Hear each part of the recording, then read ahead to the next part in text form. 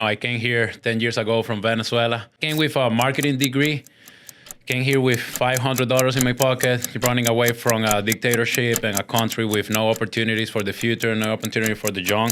So came here with no English, no friends. Came with family. I had never washed or cleaned a restroom in my life until I came here.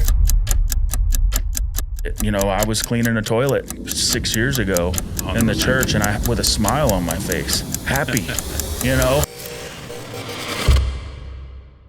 Father God, Lord, thank you once again that we're able to come together. Luis and I have been on an amazing journey together, God. We're just so grateful that we've came to where we came. We know this is just the beginning. This is not the end of what we had going on, and that, you know, this podcast is we just ask that you let us utilize this platform for good, that you let us utilize this to spread hope, to spread good, that we can be a vessel for your word, for your purpose, God. And we pray this in Jesus' mighty name. Amen. Amen. Love that. We're here, man. Yes, We're sir. here. Guys, welcome for another episode of the Discipline and Legacy Podcast. Got my man Luis Remartini. Yes, sir. This guy, man, I've heard your story now probably like I would say 2.5 times. Yeah, a few times. And like the journey that you're on just makes me like continue to just thank God that, you know, he brings people into my life, because, you know, there's certain people you meet in your life that, you know, I call it having the dog in them. You can call it whatever you want, but just have that good vibe about them. And you're one of those guys for me in my life. And Appreciate it. it's been an amazing few months. We've come a long way, and I'm excited to have you on the podcast here today. Appreciate it, brother. Same here from me, Jonnie. You know, we have get to meet, you know, good. And it's funny, right? Because from the moment we started, I'm thinking, well, we're going to be talking all business, right? So the first time I came here, I'm like ready to start talking numbers and right. And you asked me, hey, what's your priority? So I said, well, my priority is my business. And you said, where's God on that list? Yeah. He was probably like on the third place. And you said, that should be the first priority, your relationship with God. So, you know, at that point, I'm like, I came here to talk about business, and this guy is going to talk to me about God, right? But, man, today I can be like, you know, he was right. I tell people, like, I dare you to try it. Like, Yeah. It's almost like we used to have a saying back in the day in a 12-step realm, was like, if I dare you to try this way of life for 6 months, and if it sucks, we'll refund your misery. They tell you, like, we'll refund, you know. But I don't think anybody ever has tried to put their life and put God first is ever going to say that their life got worse. Yes, it's crazy, but it's definitely something different, you know. Really living with God by your side and feeling it there and feeling it, you know, holding your back, man, you feel unstoppable. It's that trust, man, that trust and that faith. Yes. And I see it. You know what I mean? You can see the fruits from people. You can see, you know, that they take action, and I can definitely see that in you. And, you know, I'm proud to call you my friend today. Thank you, brother. And you know, let's dive in, man. Let's hear your story. Let's hear your journey, how you got to where you are today. Yes. So, you know, I came here 10 years ago from Venezuela. I came with a marketing degree. Came here with $500 in my pocket, running away from a dictatorship and a country with no opportunities for the future, no opportunity for the young. So came here with no English, no friends. Came with family, so you know that's very, very good. But no English, no money, no a path established for what I was going to do. So when I came here, I started working on anything that I could find. You know, I started working by doing as a janitor on a school, cleaning this school every night, pretty much every night from 6 to 11. Started working as a helper for a blind installer. So this guy who has a blinds business, he will be installing blinds on schools and houses. So he taught me a lot. Yeah. You know, I learned a lot how to use a drill and hand tools with him. That's how I'm so good with those now, just because. So you had no experience with construction at all when you came here? So I had some, right? But let's say not a lot of hands-on. Okay. And you know, I gotta say, knowledge or I have more of the knowledge. Okay. Yeah, but it's not the same to know and see than doing it. 100%. Because you know, there's certain movements and skills that you just develop by doing those, right? But then I gotta say, man, that there's something is being key, and I have always known this, but the more I keep digging into my life, I keep realizing of this more and more, and it's that because of my dad. Like my dad, he's being the man, I'm who I am because of my parents. Yeah. You know what I'm saying? Oh, yeah. But when I was a kid, my dad would make me mow the lawn, paint the house, like a lot of my things, wash the cars, you know, like anything on my house I would do myself. At that point, I was 15, 17 years old. Like, why would my dad make me do this? Like, I shouldn't do this. You know, I wasn't rich, but I grew up on a comfortable life. Right. And, you know, but because my dad told me that I got to do what I got to do and how to do this kind of stuff, that's why I wasn't afraid to do whatever I had to do when I came here. I had never washed or cleaned a restaurant in my life until I came here. Yeah. You know, I had never been cleaning a toilet and doing many, many things that I did. But, you know, eventually that hard work paid off. So it's humbling. It is. It's a very humbling experience, Very humbling. especially like I have a sister-in-law who in Brazil, she's educated and she had an amazing like opportunity and career there. Yeah. And like she comes to America and it's like, hey, until you can get like your work permit and all these things, like you just have to find odds and ends to do. And it's like, she's like, oh, I'm not going to clean houses. And then 2-3 months later, Of course. it humbles you because listen, if you want to grow, you want to live, there's a way more opportunity here. And like I tell people who are American, like how blessed we are just to wake up in the morning and be American citizens. 100%. Like, and the fact that like through my path and my journey with my wife being an immigrant, like I feel like there's more, I think, you know, most of the immigrant community that I know personally are better people than a lot of American people than I know. And not saying like better people, but better, have more work ethic, have more drive, are the people that I want to be around because that's what I want for my life. I want to grow. I want to be consistent. I want to stay humble. No matter where I go in my life, I don't want to forget where I came from. And forget that, you know, I was cleaning a toilet 6 years ago 100%. In the church and I with a smile on my face, happy, you know, it was like... But that I had to go through that, I think, for God to condition me to be able to be successful because I don't want to be successful and be like an asshole or be like that person that just sticks their nose in the air like their shit don't stink. I want to help people, man. I want people to, don't matter what situation in your life you're in, if you want to grow, I want to help you grow. Yes. It really humbles you. And way needed, you know what I'm saying? And even my wife, man, because when my wife came here, she started working as a waitress as well. We were lucky enough to find her a job as a waitress on a Colombian restaurant. But saying, like, my wife, you know, she had a nice life. She, you know, we were not rich again, but she was raised as, you know, she has a smaller brother, a younger brother. So, you know, the first kid, you know, very well treated. She's been the princess on her house, you know, and for her parents. And, you know, when she decided to follow me and come here with me to live at the same house with my sisters and their kids and my parents, like it was madness when we were all living together. And she still did it for us, for me, you know. And she gave her the bag to her good life back then to come here for this something new. And she started working as a waitress. She had some jobs before, but nothing like this, right? But it really humbles you because it helps you to understand that no matter what you do, we all value the same. You know, we're worth the same in front of God and in life.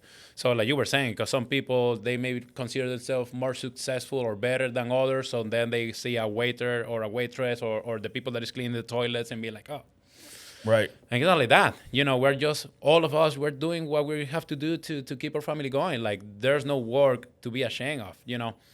So, yeah, it's really being a journey. Well, I think what your father did, too, because I think most parents, most dads want that for their kids, right? Yeah. Because you don't want them to get to a certain age without having that work ethic or the knowledge of like what it takes to clean a toilet or what it takes to mow the grass instead of taking it for granted. Even if, like, I remember I fired my lawn guy and I'm like, Braden, you know, my son, I said, you're going to start mowing the grass. I bought one of those lawn mowers from Home Depot, push mower, because I only had a front yard. It was like my backyard is turf and pavers. Yeah. And I'm like, you're just gonna start mowing. I bought a weed eater that had the edger attachment. You could switch them back and forth. And we went out there the first day. He made like 2 passes with the lawnmower, and I grab it from him. I'm like, yeah, this sucks. And but I gave him. But I owned a lawn business for 10 years, so I know that it sucks. But I wanted him to see that this isn't. Every time you see the lawn guy out there, this is what he feels like. Yeah. This is how it feels, and be grateful. No, man. Like today, I'm like, I know. I wouldn't be who I am, or I wouldn't be where I am just if it wouldn't be because of my parents and the way they treat me. So today I'm so grateful for what they have done. My dad just turned 63 on Wednesday. Remember I told you it was my dad's birthday? He's still so young. But, I really start to realize now at this age, like, how much good they have done for me. And embrace that too, man. Yeah. Embrace the time that you have with your parents, especially, tomorrow's never promised. So, this year will be 10 years since my father passed away. Yeah. So he's still alive. He's still alive in me Yes. and in my son. And Yes. But talk a little bit about, obviously that transition for you where you realized that you took advantage of the American dream. Yes. Talk about that. So, you're definitely right on what you're saying about us, the immigrants. We tend to realize of how America is really the land of the opportunities. I have seen it, whatever the journey I have been and what I have accomplished. I may or may have not been able to accomplish this back in my country. I don't know. I wasn't there. But I know that here, by working hard, you can accomplish anything that you propose to do, And maybe because, again, I came from a third world country where we have no power, no water, no medicines, no security, like no food, no good jobs, right? I would be working down there, and it wasn't enough to buy a spare tire a month. Yeah. So then coming here, and I'm like, okay, you could really build something here. But because I know what is to live in socialism, because I know what is to come from one of those countries, because I have lived on it, not because I have read about it or somebody told me about it. I know how good this is right here. Yes. But, it's being, again, always, if you are willing to do what it takes, you got to do it, all the doors will open to you. Yeah. And what I have learned is if you're honest, if you're constant, if you're disciplined, all the doors open to you. 100%. Yeah, it's definitely been a fun and long journey, man. If I look back, it's been 10 years of hard work, and I feel like I'm just getting started. I'm already looking forward what is gonna be on the next 10 years, because I'm like, wow, if I came from zero and here I am today, 10 years later, could you imagine where I'm gonna be in another 10 years? Like, I'm so excited about it. I don't feel tired. I just feel like it's been beautiful. I feel like I have enjoyed the journey, and I think that's key, because we tend to focus on the goal, right? Oh, I want to be there, I want to be there, I want to be there, but you gotta enjoy the progress and the person that you start becoming on every one of those next steps that you start giving. So yeah, it's definitely been good. Talk about that a little bit too, because I think I can identify with you in the way that, like, you can get to a certain point, let's say at your 5-year mark, right? And you look back and you're like, wow, I accomplished a lot. Yes. But during that 5 years and getting to that point, or getting to the point where you get your license, or getting to where you are now, you can look back on it and say, yeah, I did that, and it was, and you feel good about it now. But talk about that adversity. Yes. Because that's what people don't see. And that's what I really want to showcase with the Discipline Legacy podcast, is that they see us successful. You see the success, and the society and the world wants us to see that, like, hey, you can go take this pill and you're going to be skinny overnight, or you can go watch this course or this class and you're going to buy a Lamborghini in 2 weeks. And it doesn't work like that. So let's talk about the reality of that situation and how difficult it was. I mean, so, man, again, on these 10 years, I mean, I have failed so many times. I have been on the bottom so many times. But the reality is that you got to understand there's no other option. When you really understand that you are the only one who could make things happen, that you are the only one who could make the change. Like, don't wait for anybody else to come and solve a problem for you. Don't wait for the government. Don't wait for your parents. Nobody's going to come and accomplish your goals, right? So nobody's going to come and do anything for you. So first thing we got to do is assume our responsibility in our own life. Like, take responsibility of our life. Like, stop acting as a victim. Yeah. You know, stop feeling like the exterior environment dictate what you're going to be or not.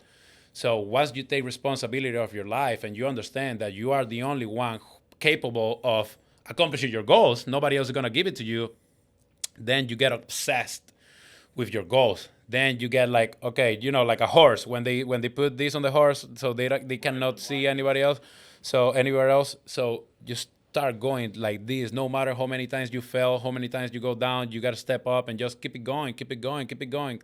There's nothing you can't accomplish by being constant and disciplined. But that's the key. Just keep trying, keep trying, keep trying, keep trying. Man, I have cried so many times. I have feel like quitting so many times. I have been like, you know, even there back then, I was, I have told this before, you know, like mopping the floor, cleaning those toilets. I would be there crying at night. And just being like, what the hell am I doing here? You know, I wasn't doing this on my country. Why would I came here to do this, right? But I had no other option that kept going. I just gotta keep going, keep going, keep going, keep moving forward. And on that path, you know, again, opportunities start coming into my life. And I didn't know it back then, but it's God. It's God listening to my prayers, you know, giving me what I needed. But again, sometimes you're like, oh yeah, I want that Lambo, whatever it is. What it takes to get there, right? Who you have to become. So you start getting those situations that start turning you into that new person, into that new version of yourself who could actually accomplish that.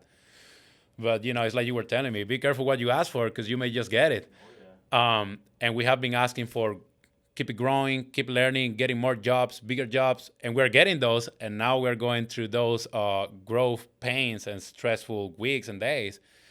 But I was thinking about it today and yesterday, like, man, I can't complain. Like, you know, I'm getting what I was asking for, literally. I know that now. But back then, I just like, I got to keep going, keep working, because I didn't really have any safety net, you know? So when you don't have a safety net, there's no other option to keep doing it. Yeah. But you got to get obsessed with your goals. Like, nobody else is going to give you anything for free. Don't expect from anything from nobody. It's yourself. You're responsible for it. and the amount of time that it takes too, because I mean I agree with me if you agree, but it's many of weeks and months where like your friends are like, come on, let's go hang out, and it's like I gotta focus. I'm focused. I'm working this weekend. I got this going on. Thanks guys, but not this time. So it's like you said, having that tunnel vision and staying focused on your goals. And you know, I don't know about you, but for me, like if I get to, let's say I accomplish a goal, it's like, what's next? Once you get there, where's the next one? Here's the next, finish line that I want to get to. And, you know, it takes that discipline and not giving up, you know, like I so many times you get discouraged. People are like, oh, you're never going to make it. You say it to yourself. You're like, why am I doing this? And it's like, because I want to, this is my drive. This is what I'm supposed to be doing. You know, my wife, God bless her soul, you know, a lot of times I'm like, you're the one you're trying to hold me back. She's like, yo, you don't need to go to the gym tonight. You can stay home. And it's like, no, I have to go. This is what I do. I have to go. And, you can stay sleeping in bed for an extra hour, but this is where I'm supposed to be. And, but that's what, you know, having that discipline and keeping to showing up for yourself. Right. And then, she, you know, she's still sleeping, but you know, in 6 months, whenever she gets to have her, you know, her Louis Vuitton purse or whatever, she's not complaining about me getting up early to go to the gym because I'm staying disciplined for my goals. No, she doesn't want Louis Vuitton. She's a good girl. No, 100%, man. It's just like that, like, you know, because we have talked about this before. When I came here, I came directly to Port St. Lucie. Yeah. Somehow, my dad, he bought a house here. Like in 2008. Mm-hmm. And so we started coming for vacations, right? We didn't know we were going to live in here back then. So when I moved from Venezuela, I moved directly to Port St. Lucie. Yeah. but I have a lot of friends down south in Miami. So everybody will be like, what are you doing in that small town? Because, this has been growing. Well, because you were born and raised in here. But 10 years ago, this wasn't what it is today. So they would come visiting and they would be like, what are you doing on that town? Like, they're mostly old people and like there's nothing to do in there. And I'm like, man, I just like it. I just like it. I love it here. I love this area. Like, this is my home. This is my home. And I love that, yeah, there's not that many distractions, and because there were not that many distractions, I was able to focus. Because I wasn't thinking about going out. I wasn't thinking about spending money out there. I wasn't thinking about whatever. I was thinking about working, right? and getting to the next step and making more money. So, being on a town like this has really helped me, and I understand what you're saying about your wife. It's the same with my wife because she see when I'm stressed, when I'm tired, so then I'm like, I got to work tomorrow, early morning, do. But wait, or with the weekends, I got to work this weekend. Why would you do that? Just, get some rest because I see you're stressed, you're tired. I got to do it. I got to do it. Because, again, we push ourselves, and we know it's not going to happen. If you want to get to the next level, you got to be a grinder. Yeah. And I see it in myself, too, and I'm like, I know my limits, don't get me wrong. Like, if I need to take a break or if I need to take a day off and rest, I'm going to do it. Yeah. But there's just something inside of people like us that just keeps us, like you said, man, I got to go. And it's going to pay off later. I'd rather work hard for 5 to 10 years and then relax later, But I'm the type of person, and I think you are too, is like even if things are good, you still grind just as hard as if it was bad, right? And, it's the same thing with prayer. It's like, pray no matter what. Even if times are good, don't be the one that prays only whenever you need God's help. He wants you there at all times. So, I attribute it being a Christian and that kind of walk to my work life. And I tell people that all the time. I was like, if you put God first, everything else is going to work. Everything else is going to fall into place because it teaches you and trains you for every situation, every relationship, everything that you have going on in your life. And business. So, man, here's the funny thing about it because, somebody asked me a few days ago, like, if you die today, how would people remind you? I said, as a hard worker, because I know I have worked so hard. I have worked 7 days a week, 12, 14 hours a day. My wife will be calling me like, why don't you come? I need to finish what I'm doing. Like, I can't. I have been so lucky because she has been supporting me all of this time, all my family. But I remember even as a kid, I was still living in Venezuela talking to my dad. Like, Dad, I want to do more. I want more. And he would be like, sometimes even my dad would be like, but why do you want more work? Like, what do you need the money for? I'm paying for your life. Yeah. I'm like, well, I don't want that. I want my own stuff, right? But even when I know how hard I have worked, all the hours that I have put in, all those nights where I have been crying, all those times where I have failed, all those times where I have been feeling like quitting, like you asked me today, like, oh, was it painful? Was it hard? I'm like, not really, man. It's been beautiful. Yeah. Like I don't really, I have worked hard, but I don't feel like it has been hard to do. Makes sense? Yeah. I have enjoyed, so that's what I'm saying. Like, then I think about the next 10 years and I'm so excited about it. Yeah. Because it goes fast. And again, it's just a journey. You become some different, And you learn and you grow as you go through it, right? As you go through those experiences of having hard times and being tired and looking yourself in the mirror and like, man, I'm tired. But, they say you'll never be burnout if you love what you do. Yeah. It's not burnout.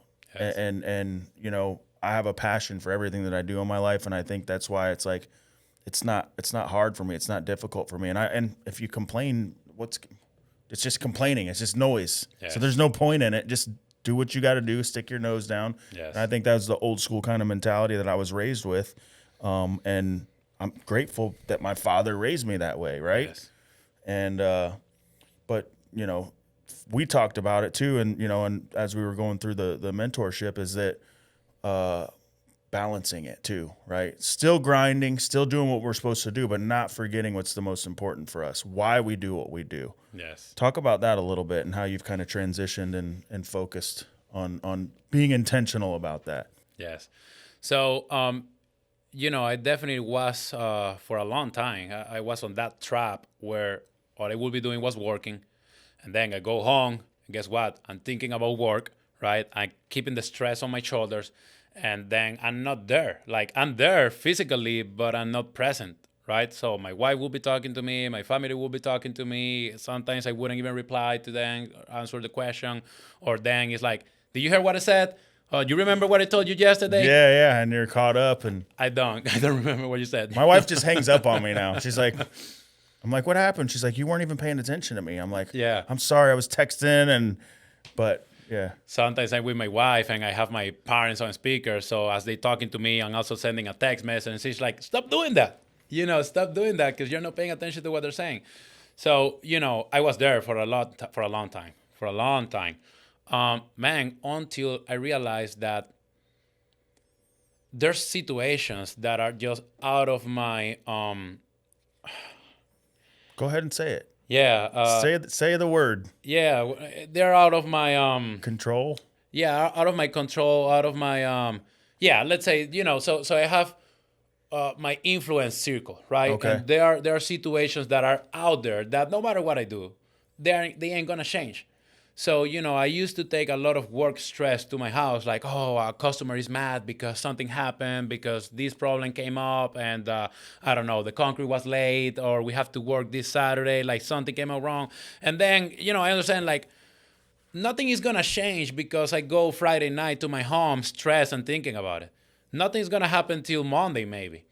So why would I be carrying that burn on my shoulders all weekend if that's not gonna change anything, right? So I started to change my mentality and understanding that I was carrying this stress home that was keeping me away from being present with my family, with my wife, to enjoy, to have a nice time together.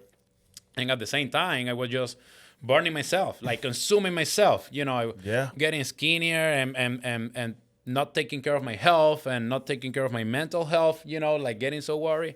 And I have always been like reading books and listening to audiobooks, and I have always been very invested on the mind, the power of the mind, and the power of the word, the way you speak and your thoughts and the Yes. energies and vibration.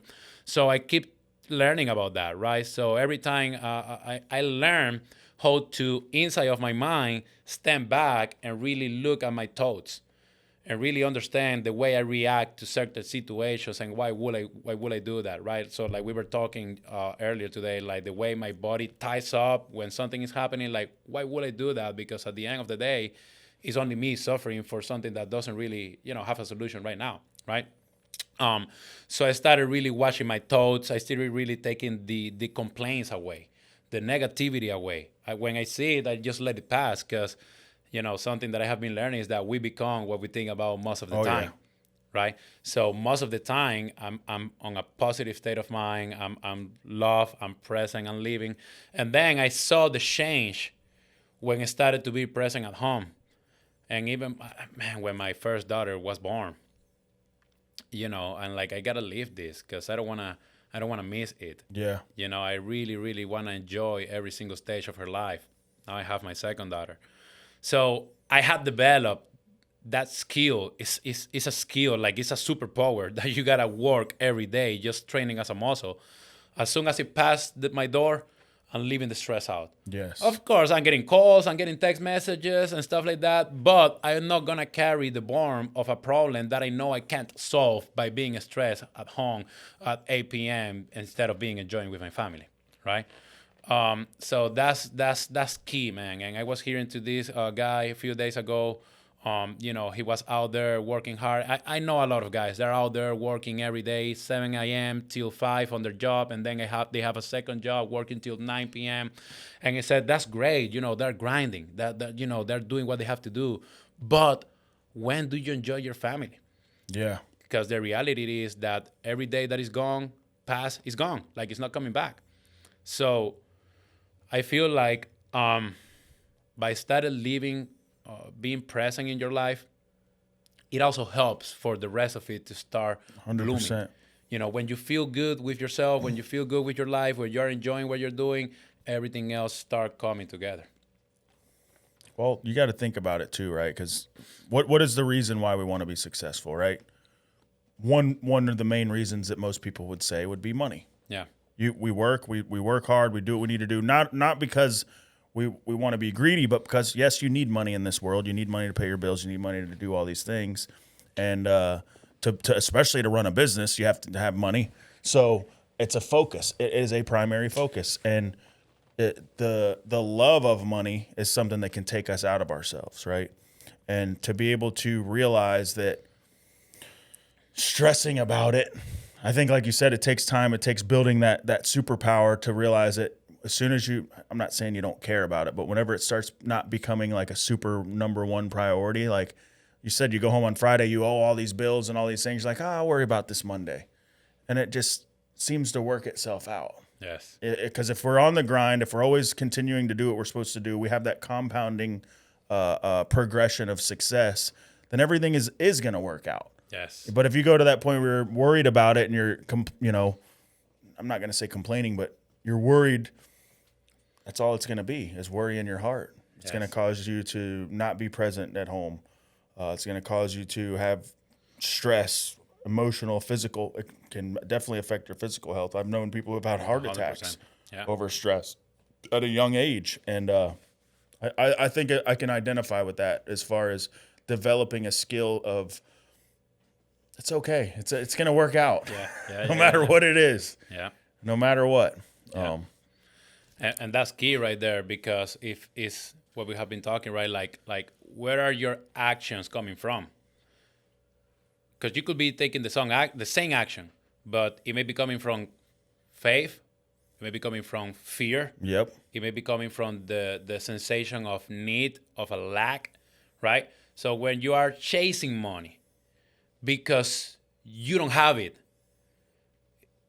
the result is going to be different than, working because you're enjoying what you're doing, because, that's going to eventually pay it off, and you're going to, it's going to bring growth into your life and financial freedom and this and that, but you're enjoying it. You're acting from love. Yeah. Then the result is different. And I learned that, man, because for many, many years I would be chasing money. Oh, my God, and I don't have it. And it was supposed to have $20 on my account, and I have 15. Like, why? And so stressed about it. And just like that, until there was some point, like, I'm like, it's going to be whatever it's going to be. Yeah. And believe it or not, it changed. It does. It really happened to be fine. You talk about frequencies and being on a certain level. It's like almost like I've noticed in my time too, is that like you go through seasons of like abundance. Yes. And I tell people, I'm like, listen, if you got something like good like that, they joke. There's a joke that's saying like, if you're lucky and you win something, go buy a lottery ticket. Yeah. Like go, because if you're on this streak of goodness, embrace it, because everything's temporary, man. Good times, bad times, and go harder in those times, right? If you're in a season where you're like, hey, man, job after job after job is coming, like you said, be careful what you pray for, because you're going to get it. Yes. And be prepared for what comes with it. Yes. I talk with Adam a lot of times with, my partner about like, oh, we need more work. I said, getting the work's, great, but then we got to do the work. Yeah, exactly. So we don't want to get to that point where we're spreading ourselves thin and sacrificing quality and time, because 3 different people want us at their job site on the same day, and we don't have the availability of our crews to do that. So and everything I've learned, and we talked about it too, is that finding that balance. Yes. And, I don't think I'll ever have it mastered, but I think, or maybe I will. Yeah. If I speak out of, lack, then maybe I'll never have it. But yeah, I'm definitely moving in a direction where it's getting easier to find these things and balance these things in my life. Yes. You're very similar in we're working on things together. You're being coached and mentored by not only me, but others. And you're always on this streak of wanting to continue to learn, and you're running a business full time, 2 new babies, wife. Like, people ask us, they're like, when do you have time for you? Yes. And it's like, we talked about building that structure, and even if it's at 30 minutes or an hour in the morning you're spending with God and having that time for yourself, that's what you got. Yes. And so talk about how that was. And for those of you, I think I failed to mention this in the beginning, but Luis and I have been working together now for a few months. Yes. He has, done everything on his own. I have just merely been here as a catalyst and supporting him and helping him change and grow. Yes. And seen an amazing change and growth in him. And, the guy's speaking on stages now. He's teaching, and it's amazing to see him be a part of. But talk about that, how you kind of moved in that direction of finding that time for yourself. So, man, that's definitely crucial, because if you are not good, you can't help anybody else, right? So sometimes you wanting to help people, but if you are not fine, it's like when you're on a plane and they said if you lose the air, put your mask first and then put the mask on whoever is with you, the kids or whatever, right? Because you got to take care of yourself so that you could be able to help other people, right? So exercising, that's big. That's a big stress relief. I have built that the habit of exercising almost daily if I get to, right? But even if it is walking, that's a very good stress relief. And, it's a dopamine release too. It's good for the mind. It is. I stopped drinking about a year ago already. Mm-hmm. And it's funny because now when I'm stressed, before I would be like, I gotta go out to take some beers. Like, like on a day like today, I will be crazy about getting home just to, have a pour some scotch, which I'm not saying that's bad. That's fine. Right. But now I'm like, man, I'm so stressed. I need to go out wrong, Yeah. Because I feel like that way, that's how I release that tension, yes. by actually, because I feel so much energy inside of me that I need to release, right? So, by building habits of what you're eating, what you're watching, what you're hearing, what you're putting in your mind, like what you're getting fed, not only on the mouth, but in your mind. That's key. Because just like we were talking about, energy, vibrations, you got to be very, very careful with what you put in your mind, what you let your mind to be exposed to. Yeah. Right? Because if you're only watching news and watching, how bad the war situation it is right now and the wars and the economy, guess what? That's all you're going to keep seeing. Yeah. So if you keep hearing about the crime and how they killed somebody right at the corner and how they stole somebody else and this and that, that's all you're going to keep being fed in your life. That's what the world wants too. 100%. The world wants us to absorb all that negativity and then go hang out with a group of our friends and say, man, did you see what Trump did? Yeah. Did you believe the gas prices? And just create an environment of gossip and negativity, yes. and that's what the enemy wants. And it's like, I tell people, I'm like, I don't even watch the news, and like, yes. They're like, 3 things happened last week where they bombed Iran, and I never knew nothing about it. And it's like, and I'm okay, and and everything's okay. Just because I didn't see that on TV doesn't mean that I'm less of a person. Of course, I just don't allow that to take part in my life. I don't have time for that. Yes. And it's taken 10 minutes in the truck to listen to the motivational speech on YouTube. Yes. That's when I get the time for me. It's taking that 10 minutes in the car to call my sponsor, my mentor, and say, hey, this has been going on. This is what's going, I'm excited for this weekend because I get to grow and learn and be a part of a new teaching this weekend. Like, that's what I look forward to today. I don't look forward to going to parties. I don't look forward to going to, like last weekend they had it was cool because I haven't done it in a while. Like, to go watch the fight with some people, and we watched the soccer game, and like they're like, oh, we're going to Duffy's, and I'm like, who on their right mind would want to go spend 4 hours in a bar sitting in a chair that's uncomfortable to watch a game and spend money? Yeah. Spend a bunch of money on beer and like fried food. Like, I sat at the house with a group of cool people and watched it on the TV, and it was like, that was way funner than going to sit at a bar. Yeah. But I don't know. There's just God has placed me in a spot where my mindset and my heart to where, like, I don't let the world get in the way anymore. Yes. And I notice it as being a worldly thing. Yes. That the world wants us to be sheep. They want us to believe the media. They want us to be scared and frightened over every little thing. And it's like, I refuse to believe that because I know the truth is that we're protected, man. Yes. And that's the foundation for everything, man. And what you're saying, I really think it comes to priorities. Yeah. Like, people gotta know what you gotta know what your priorities are, and understand that nothing is neutral.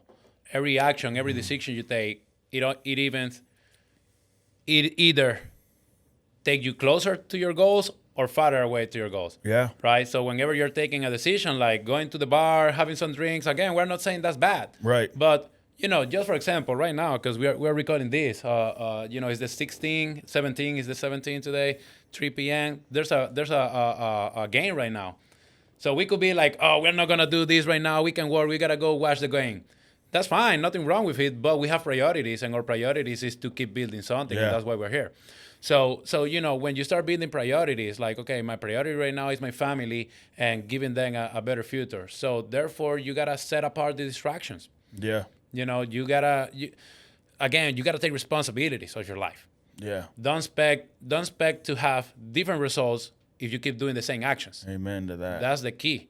So, man, and I have gone so deep on that because whenever I want to change, then I'm like, okay, what am I doing? And what do I have to do different? And what are you willing to sacrifice so that you could accomplish that?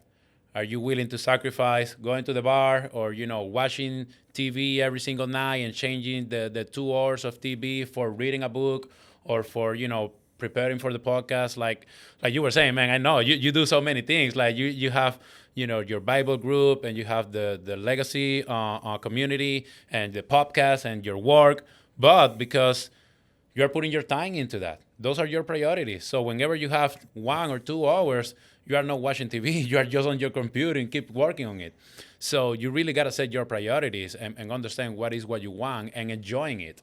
Because again, then you look at it and you don't see it as a hard work.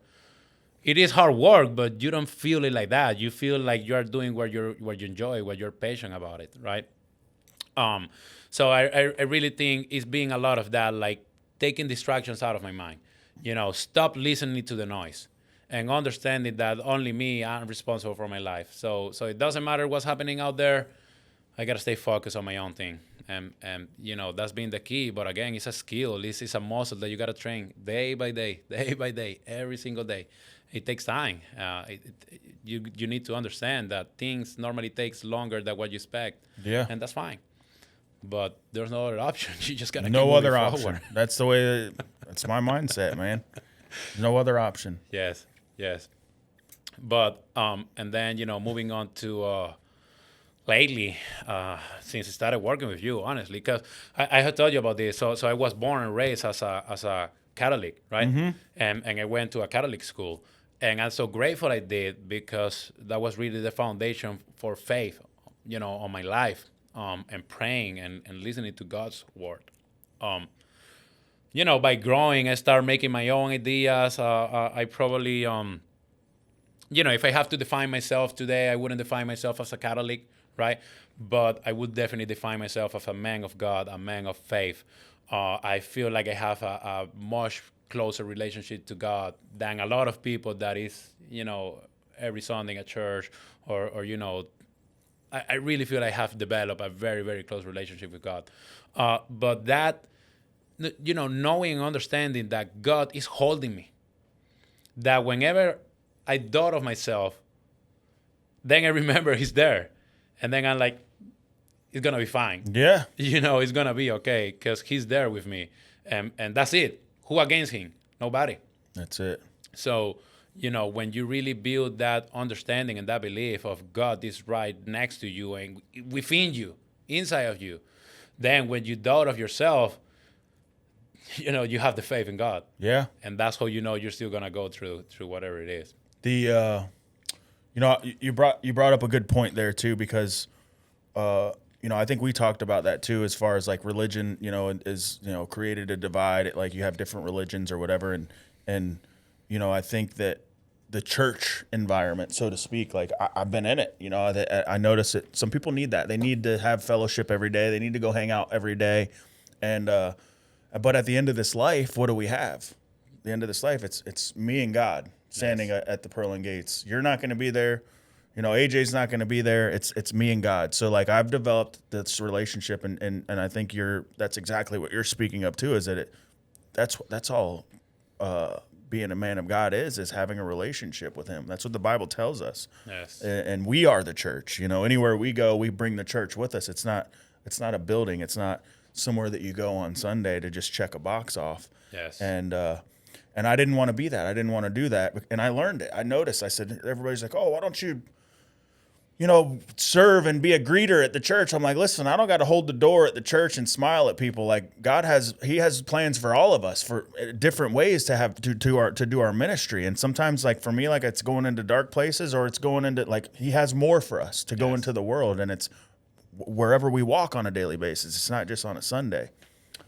So that's important that you said that, because I definitely agree, and I believe that it's true. You know. Yes, man, and because like you're saying, it's like being a man of God. Being the light of the world.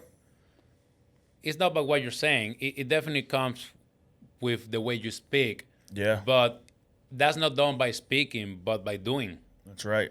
So again, by your actions, that's what defines your identity and who you are. And we have been working so many different pieces of the puzzle, right? Identity and faith and the fitness and the family and business, right? And at the end of the day, it's like everything just comes together. Everything is the same. But it definitely starts by the faith and by the way we act. Because at the end of the day, the message of Jesus is the love. Yeah. And how we act through love and what we give out with the love in our heart. We come back to, what are the emotions we put in our actions? Is it fear? Is it love? So when you're acting through love, that's what defines you. And that's really what, at the end of the day, is going to be in between you and God. That's it. The way you act. And people see that too, man. People see, Yeah, everywhere you go, they see a light being emitted off of you. And you hit the nail on the head, because it's not about what we say, it's about what we do, how we walk, how we carry ourselves. And that's what being a Christian is to be Christ-like, to be as much like Him as we possibly can. And were we going to be perfect at it? No, He was the only one that was going to be perfect, but that doesn't mean I can't try. Yes. It doesn't mean I can't shoot for the stars and land on the moon. Yes. Do I fall short? 100%. I cuss. I argue with my wife. I yell at my son.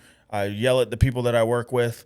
I've indulged in pornography in my life. I've definitely gotten better at that. I was a drug addict. All these things that, by no stretch of the imagination am I a perfect person, but I'm way better than I used to be. Yes. Way better, and I'm getting better on a daily basis. So that's the goal. That's the legacy I want to leave. I shared about it the other night, and it was the actions that I'm taking today. My great grandkids might not ever know who I am. They might not even remember my name, but the actions that I'm taking today are breaking chains for those generations to come for me. Amen. So that's legacy. That's true legacy, in my opinion, is that it's not about them remembering me and my name and who I am. It's about what I'm doing today to change the future for whoever it may be, or whatever it may be. And being the light for other people to change their lives. Now you've butterflied effect, 10 other families or 10 other generations. Yes. And I really think that's fine, man, because like you're saying, like we ain't perfect, and we ain't going to be perfect. And I think that's fine. And I think God doesn't expect us to be perfect, because He knows we won't. So, on this life, we all go through that, different situations. Like, I curse and I argue, but at the end of the day, what are you thinking about and what are you doing most of the time? Because that's what really, defines us as a person. But also, like you were saying before, talking about mastering the skill of leaving problems behind. You were saying, well, maybe I may never master it. Maybe I will, but I got to speak it into existence. Yes. But, because you're humble and because, there's so much more that you could do. Like, and that's a blessing and a bit of a curse on us, because we keep setting ourselves to a much higher standard because we know what we're capable of. So, sometimes you ask me to rate me, and I'm like, man, it's so hard to give me a high rate because I know I'm capable of so much more. But that's something I have been learning on this journey, working with you, because initially I was beating on myself pretty hard because I was wanting to be here. Yeah. And I wasn't. I was here, and I'm like, why I'm not there? I keep beating on myself. And then I will be like, I got to wake up at 5 a.m. to train, pray, and prepare my lunch and do everything, right? So, but then I started making a mind, shifting in my mind, understanding that it's fine. You don't have to do everything all all at once because you are just being too hard on yourself. But as always that I start taking steps. That's it. Right, to walk through that direction, then I'm like, okay, I don't really have to beat myself because I'm not doing all, but I'm taking actions and steps to build the habits and up to I'm gonna get to the point where I'm gonna be doing it all. But like, yeah, I may not be here, but look at all what I'm doing right now. Yeah. Look at all what I have on my shoulders and responsibility that I have and the people that depends on me and the families that we're feeding, So that has been a big change in me, man. Really stop beating myself and be more fair with me, because then we keep working so hard and grinding. But if we don't recognize the hard work that we're doing, if we don't, once a while be like, man, good work, you're doing so good, then we just keep getting frustrated, right? So that's a very important part right there as well. Like you gotta congratulate yourself. You gotta recognize the hard work that you have been putting on. You gotta recognize the path where you have been coming. And I also think that's key for building the trust and the confidence in yourself. Because I also came with that problem to you. And like Jonnie, I have confidence issues sometimes. Like I'm suffering of the imposter syndrome, right? Like I know I have done this much, but at the same time I feel like I just haven't done enough, and therefore who am I to teach anything or to say anything, because there's so much more that I need to do, right? And that would be a problem with me, because then anybody could come and if I hear somebody talking with enough confidence on themselves and just raising their voice, I may be like, well, maybe he's right. But guess what? You don't need to be the loudest to be right on what you're saying. So, man, I have been really able to build that trust back in myself, like understanding who I am, where I am, what I have accomplished, still being very humble. But, when somebody come and tell me, that's not the way you do things, then I would say, well, show me results. So I'm okay learning on doing stuff on a different way, because there's always something better to do. And that's one of the things why I know I'm capable of so much. I know there's so much more that I could learn, right? So when somebody comes telling me, well, yeah, there's a different way to do stuff. Okay, let's see, let's try, but show me the results. Don't tell me I'm wrong, because I'm having these results. So what are the results you're getting now, right? So that's been key, man, for me. Building that confidence, that faith, and a lot of it, again, it just comes back to God. To have the foundation of the faith. Dude, it's amazing to see where you came from to where you are, because everything you talked about, you've overcome it. Yeah. Everything that you talked about that you thought was a problem for you, and the reality is I can tell you what I did all day long, yeah. and that what worked for me might kill somebody else. It's just like a diet, right? Somebody can do this diet and it works for them, but my body's different. Maybe that diet won't work for me. Yeah. So it's just about being able to accept the information. I say eat the meat and spit out the bones, because you are able to, all we wanted to do was build a structure. Yeah. That's it. Build a structure. You figure out how that structure is going to work for you, because only you're the one doing it, right? Yes. And walking in confidence. It was like, I want to walk in confidence. I want to have, this purpose. I want to have this. Dude, you got it. I see it. It's happening. Thank you. And that's all it takes is just, putting the seed in there, right? Yes. And letting the seed grow, and then continuing to want to move in that path and move in that direction. That's where we're at now, and we're getting ready to jump into an endeavor together. I mean, we're already both feet in, and yes. Definitely going to find some time to keep that at the forefront of a priority for me, and I know you feel the same way about it. And 100%. Obviously, with everything we got going on in our lives, we're going to do it. It's going to happen. But I definitely want to hear. I want to hear what you want to do to leave a legacy. I want to hear that. So I was thinking just about that right now, about the legacy, and like you were saying, the legacy you want to leave for your future generations, right? And as we were talking about of how the way our parents raised us has, helped us to become who we are today. The identity, yeah. And I think about that a lot with my girls, Yeah. with my two girls. So I pray to God, man, just to help me be the best example for my two kids, for my two girls. And if I happen to have another one, God bless, right?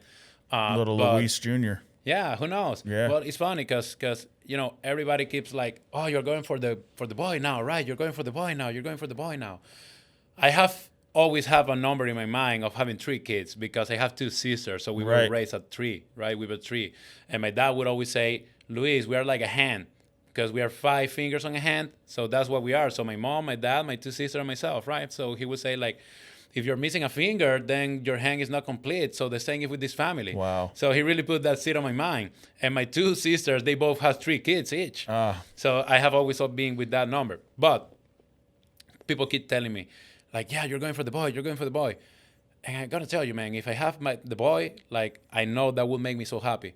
But if I happen to have another girl, I don't feel like missing anything. Like, I don't feel, I'm so happy, so blessed with my girls. And with my first daughter, I feel so blessed, so happy with her. And then I'm like, God, and you have been so good. You gave me so good. You gave me another one. Like, how blessed I am. I have told you this. I feel like I'm really living the happiest moment of my life. Yeah. I have never been as happy as I am on this season. And it's because of my family. Yeah. It's because of my daughters. It's because I have learned to live grateful for what I have instead of sorry for what I don't. That's it. And that's the key to a happy life, just to be able to recognize the blessing in our life in the everydays, in the little stuff, in waking up, opening your eyes, being able to see in color, right? To smell, to eat, to taste, to hear, to talk, right? Like I was telling this on the class that we had a few days ago, like I would thank God for my hairs, for my bones, for my body. Like we're so blessed to be able to stay here, man. Yeah. Like right now we're talking on this amazing studio. Like, man, we are a few, we're one of the few. Yeah. To be lucky enough to be in this situation. So recognizing what you have, recognizing that you have been given the gift of life and the gift of the abundance, like that's the key to live a happier life, but also to start getting more. Because again, if you are acting through fear and through the need, that's the same you're gonna keep getting. Yes. But when you're acting knowing that you actually have what you need, man, I was telling you a few days ago, like, oh, Jonnie, and I want this, and I want that, and I want this, and I want that, and you will be like, dude, all you're telling me, like, you already have it. You already got it, bro. And I'm like, people wish they got what you have. yeah, and I'm like, their whole life. You're right. Yeah. But definitely be the best example I could be for my girls. Like, being able to raise up 2 girls that will be my princess, but at the same time will learn how to mow the lawn, how to paint the house when we have to, how to change a tire where they have to, so they don't have to wait for anybody else to do it, right? And just to help people, man. Yeah. Be able to help people by teaching, by giving, by doing. That's it. Because that's the best legacy we could live, is show people how to live the life by doing.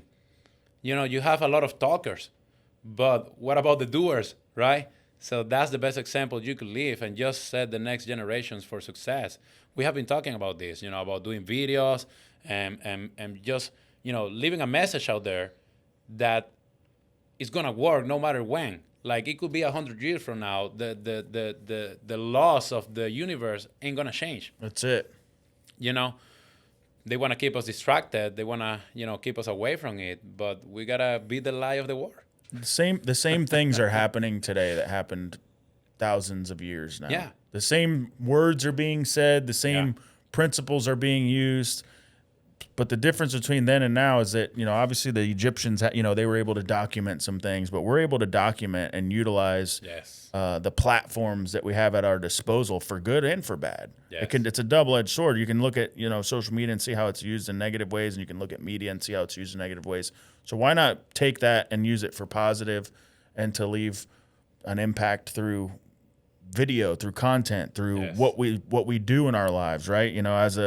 we talked about it with another friend of mine that we were doing a podcast where we were working out. Actually, AJ was there. It was Tyler, and it was like, so if you have this kid and this kid that grows up, and this kid's dad owns a big construction company, this a legacy has already been created by this kid's father. And just because his father is a big, owns a construction company, that son is going to get treated differently because of the legacy that he had. He's like, oh, well, you're so-and-so's son. Like, sure, you can have a job. Yeah. And it's that, to me, is of importance in my opinion. And that's what, my son doesn't realize that about that. We go places and you're like, your dad's like this, and this. He's like, that's just my dad. Like, you don't know him like I do. Like, but and I don't look at myself that way either, but people are, say that. And I'm like, it means a lot to know that like I'm viewed in a way that is positive. And I shared it to somebody today. Like, because I'm a man of faith, because I'm not afraid of death. Yeah. I'm not scared to die. The only thing that would, if I was to die tomorrow, like I would be completely happy with how I live my life. Yes. I would be 100%, satisfied. Like, and I try to go to sleep at night and make sure that I'm in that same state. Like, make sure I didn't wrong anybody during the day. Make sure that if I owe them an apology, that I give it as soon as I possibly can. Yes. And because, the only thing but my death would cause is it would cause people that are still on earth to be upset and sad that I was no longer here. And so like, if that is what I have and what I leave on this earth, then I'm okay with it. Yes. And I started, a lot of people don't think about that. I think I got to an age around between 30 and 35 where I'm like, hey, I'm getting older. Probably, need to start looking at how the next 20 years of my life are going to be. Yes. And be intentional on trying to just be better than I was yesterday. Yeah. And come back to priorities, because then, those are your priorities. So what you're doing, you're eating healthier, you're exercising, you're building muscle, you're taking care of your bones, you're taking care of your daily habits of, the stress. Because like you were saying, stress will get you sick. So you're learning to, recovery, man, learning about recovery. Like I was talking to AJ because he's with me at the gym a couple days a week. I'm just been sorer than I've ever been. And now I'm doing research on recovery because I'm pushing myself way harder. Yeah. And I'm like, how do I heal faster? What foods can I eat? Eat more protein before bed because your muscles heal when you're sleeping. Like that's just the way my mind works. Like if I get to a certain season of my life where like, hey, I need this, man, I'm learning about it. Yeah. I'm reading books. I'm like, how do I get better in this? And that's been like my path and my journey of the last 10 years has been like, if I want something, I go get it. Learning about schools, like we're jumping in and learning every little thing about trade schools and that's a legacy in itself right there, man. I mean, God's got big plans and I'm excited. Yes. I wanted to have at least a quick segment on, if you had to say something to, let's just say maybe a younger generation, young man or woman, 16 or between 16 and 20, that maybe wanted to get into the construction field, what would you say to them? What would be your message? So, if I have to talk to the young generation, and this is so important because the youngest generation is the future of the world. Mm-hmm. So you got to really believe in them. You really got to, help them because you hear a lot of people today like, oh, this young generation, they don't do this, they don't do that. Well, let's work. Let's help them. Yes. Right? Let's do it because, we depend on them. Instead of talking junk about them, let's help them. Yeah, exactly. Let's do something. Yeah. So, and actually, I'm going to be on Monday on the construction career week with the TCBA on the Indian River State College. Awesome. And I'm gonna have a speech with like 60 kids. Wow. And that's what I'm planning to tell them is not to be afraid. Don't be afraid. Just go. Just jump on it. Do it. Look for that opportunity. And again, take responsibility of your life. Like nobody's going to come to give you anything. Not the government, not your parents, nobody. If you want something, you better go out there, put yourself out there and accomplish it. Yeah. And work hard. Work hard for what you're wanting to do. Like one of our team members asked me a few days ago, she's like, hey, Luis, I want to make more money. What do I need to do to make more money? I said, start solving more problems.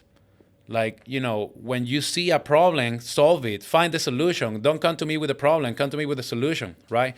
And I'm telling this, like, That's what I did when I was working for other companies. That's how I got a raise when I was working for other companies, by solving problems, right?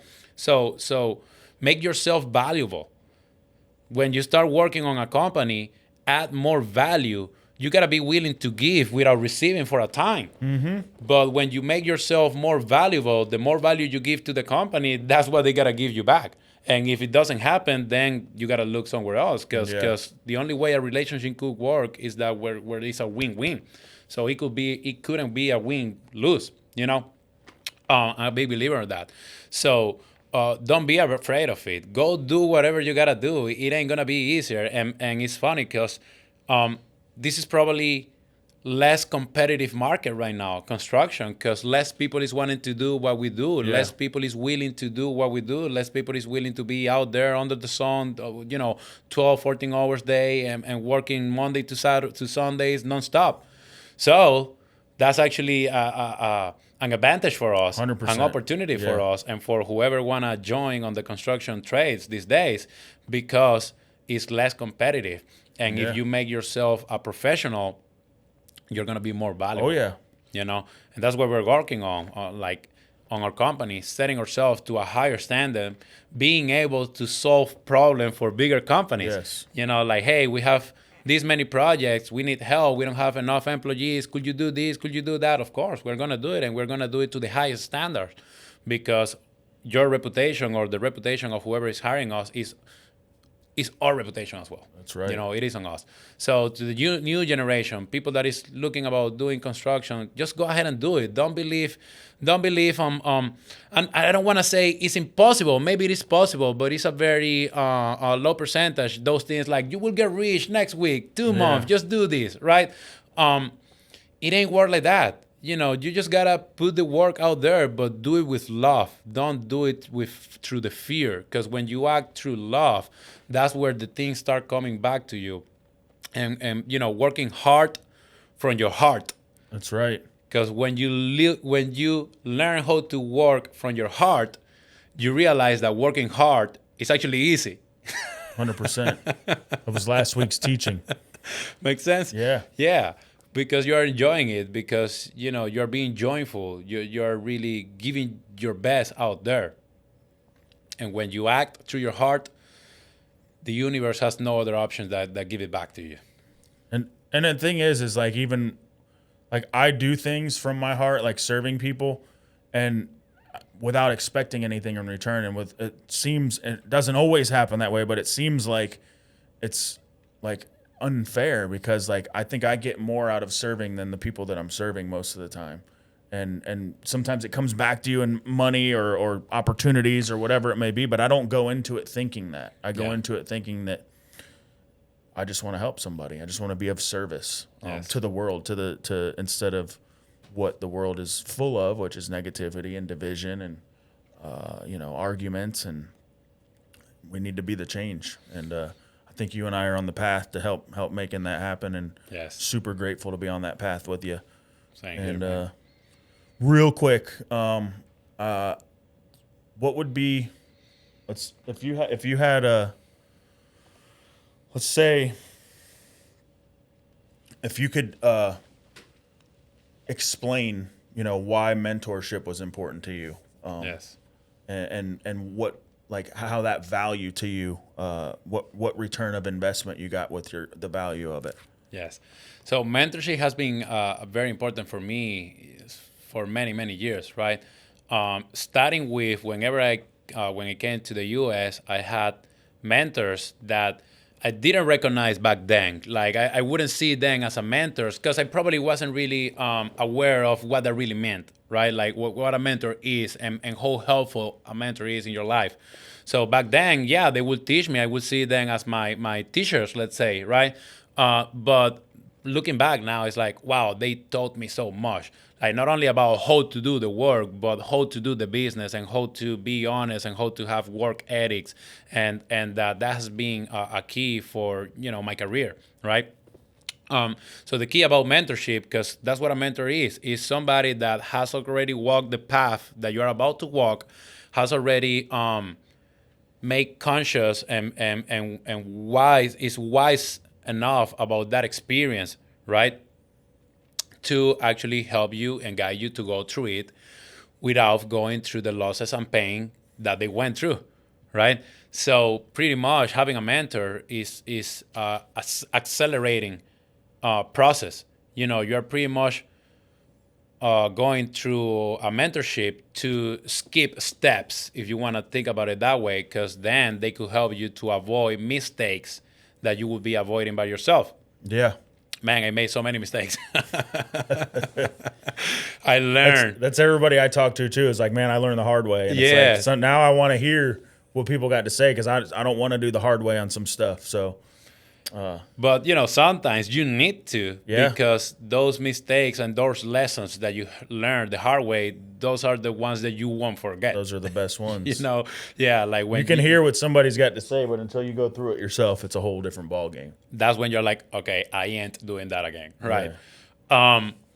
But it's been very important for me, man. Mentorship, and working with you have really helped me. Man,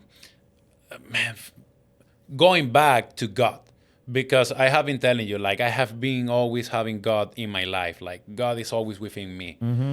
But I have probably gone deeper in the world, in this world, on the media, on this and that, on what people think. And at the end of the day, none of that is higher than God. Yeah. Right? So this path, it has really taken me back to God. And again, like today, I was, on the truck, with a headache, just stressed, thinking about, whatever situation we may have at work.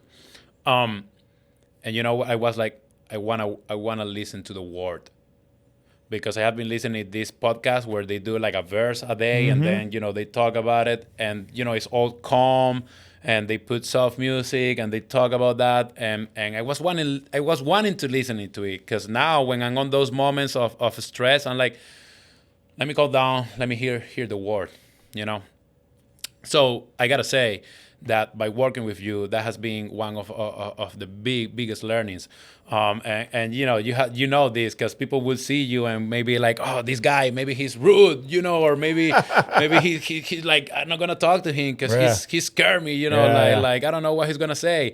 And you are just a man of God, and you act through love, and you want to give love. You give love to people, and you want to help people, and you want to spread the message. And that's what it is about, about sometimes, man, I just have felt like in my life, there's been seasons where I'm like, talking about God is not cool. But now I'm like, cool people actually talk about God. Paul says that too, Paul Frieden. Yeah. There you go. Like, and it's inspiring to see, guys like you, like, guys, men that I want to be like, talking about God, and then I'm like, I'm gonna start talking about God now, and I'm doing now. Like, I send a message to my team, guys. This is what we're doing today. Do. Here's the verse of the day. Yeah, dude. They may read it, they may not read it, but I'm putting it out there. That's it. So mentorship is definitely a key to skip steps on a good way, right? Mm-hmm. So to learn faster. Right. And like we have talked, a good man learns from his own experience, but a wise man learns from somebody else's experience and mistakes. So if you are able to learn from some other people's mistakes, and you want to be able to get to your goal and accomplish your goal faster, mentorship is the way. Yeah, I agree. Mentorship is the way. Best way to invest in yourself, in my opinion. It is an RGA.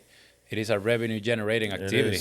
You spend money on getting mentorship, but it pays back. Like you get more than what you pay for out of it. Because you become a better person yourself, and with that new knowledge and that new understanding, you get to, your activity is worth more, right? Your work worth more. Definitely facts. I mean, you hit the nail on the head for that.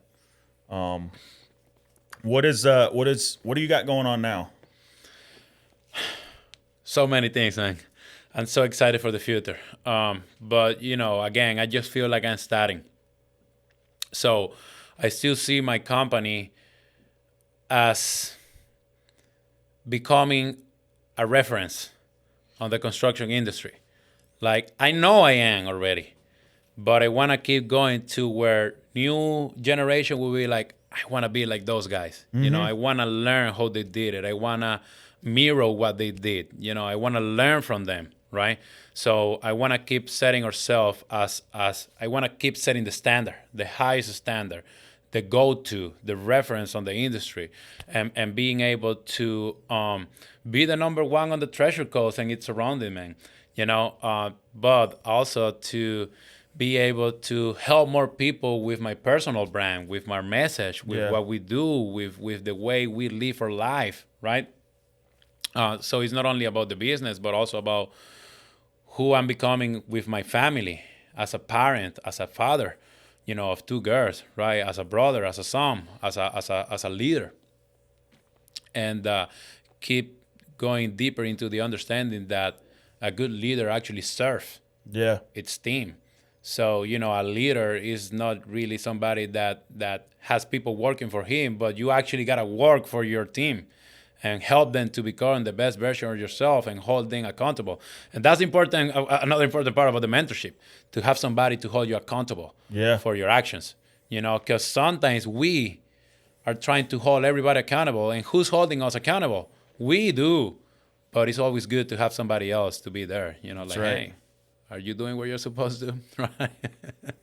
It's crazy. Like, that's all. Like, another gentleman I'm working with is like, he's like, yeah, I finished the thing, and I'm like, you sure you did what you were supposed to do? And he's like, maybe I need to go check on it again. Like, and I wasn't saying it to like say anything bad, but then it got him thinking. He's like, well, maybe I didn't, you know. So it makes you, like you said, it keeps you accountable. Yeah. But I'm definitely excited for the future, man. You know, I'm also looking forward to start mentoring people, you know, to start teaching what I have learned. I'm doing it already. Again, all of these things that I'm like, I want to do, I'm doing it already. So I'm walking steps towards that. But, you know, we're working on creating a school, start teaching people. And we're investing on the new generation. And I think that's going to be a very big legacy that we're going to leave behind. Yeah, 100%. Where can people find you? Yeah. We got Venice. Where can people find Venice, and where can people find you? You're on social media. Yes. So, okay. Yes. So, you know, you could look for us as Venice Commercial Services. We are on Instagram, Facebook, Google, more than 300 5-star review online. Awesome content too. He's always posting good content. We're on it. And I have my Instagram, my personal Instagram, which is Luis Remartini. That's Remartini. People will always joke about, Remartini, like a double martini. Yes, exactly like that. Remartini. 2. Run it back. Yeah, exactly. So Luis, Luis, Remartini.builder. Yes. And that's my personal brand. Most of the content I have been putting there has been in Spanish, but I'm going to be switching actually. I'm going to start posting on English for, you know, our English community speaker. So, you know, that's what we have right here. That's the community that we're going to jump into. So I want to talk to the people that I'm seeing in front of me right now. So we're going to be changing on that, but we're also, you know, going to both Hispanics and English speaking community. That's correct. That's awesome, man. Yes, sir. What else you got to say to the folks at home? Man, so much to be told. But learn how to work from your heart.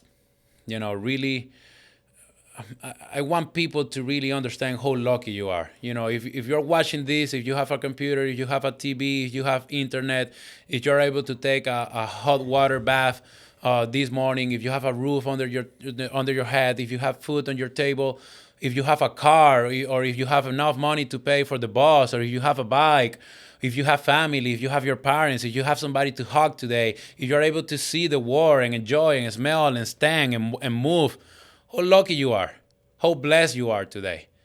That's what we need to understand. That don't take it for granted, because there's people that don't have legs, or they're missing a finger. Just by missing a finger, that's the difference right there. Yeah. So, you know, be grateful for what you have instead of sorry for what you don't. Because the moment you start living by being grateful, that's when your life is going to change. That's when you're really going to live a happier life. That's when you're going to start accomplish your goals, because you are not acting from the fear, you're acting from the love. So if I got to put a message out there, is just be grateful.